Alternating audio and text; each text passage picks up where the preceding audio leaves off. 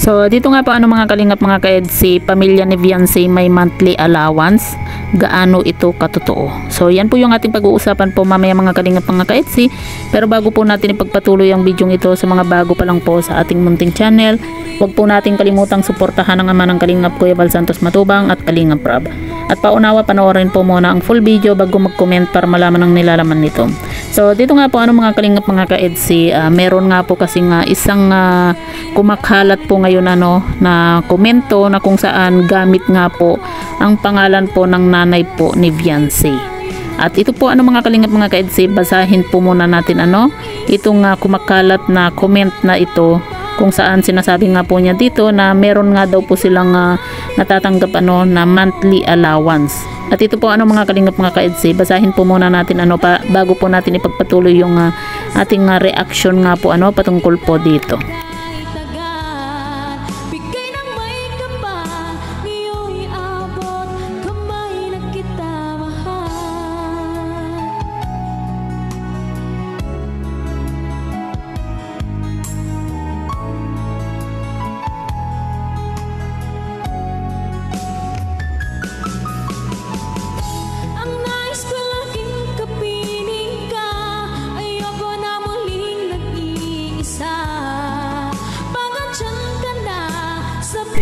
So yan po mga kalingap mga ka-EDC, nabasa nga po natin yung patungkol nga po dito sa kumakalat nga po na comment na kung saan nga po ay gamit nga po yung pangalan nga po ng nanay po ni Viancy.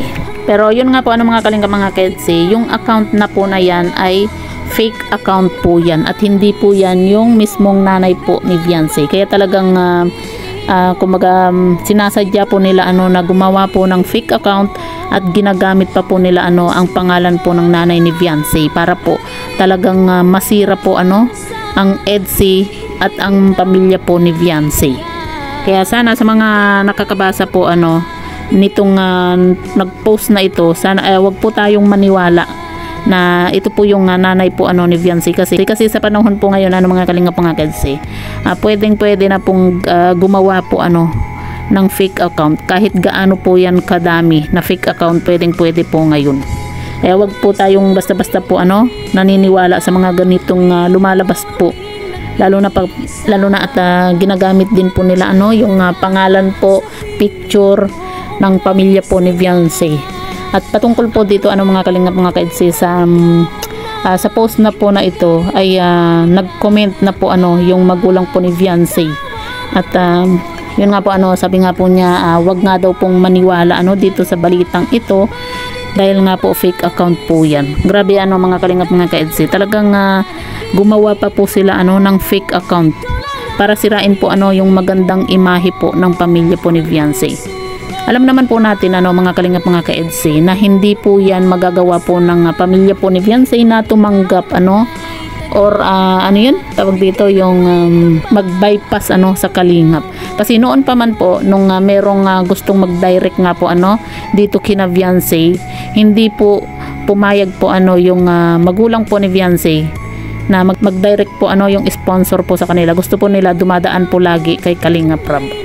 Doon pa lamang po, 'di ba? Nung nagsabi agad yung tatay po ni Viancy dito kay Kalingap Rab, doon pa lang po mga kalingap mga ka-EDC, alam na po natin na hindi po yan nagbabypass ang pamilya po ni Viancy. Kahit nga po 'di ba, noong itong si Viancy may nagchat po sa kanya, 'di ba? Agad pong nagchat nga po itong si Viancy kay Kalingap Rab. Kumaga agad pong nagsumbong. 'Di ba? Kaya sa mga naninira buti nakakatulog po kayo ng maayos. Kasi yun bang sinisiraan nyo yung taong wala naman pong ginagawang masama po sa inyo.